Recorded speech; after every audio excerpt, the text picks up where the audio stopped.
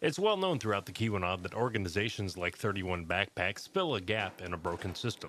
Statistics show that 1 in 7 people in the United States struggle with hunger. With rising energy costs plus the seasonal expense of home heating this time of year, it's not hard to see why families would have a hard time putting food on the table. Someone at the school identifies the students that need a hand up, and that determines how many bags we're going to pack for what we call the big pack. Each week, a dozen or so make time to fill grocery kits. The kits then get delivered to local schools and go home with those who need them. This gives those children meals throughout the weekend.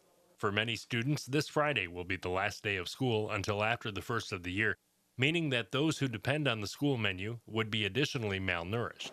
So each year, before Christmas vacation begins for area students, the group has its celebratory distribution event at Glad Tidings Church in Hancock. Volunteers have packed 840 13-gallon bags in 21 minutes.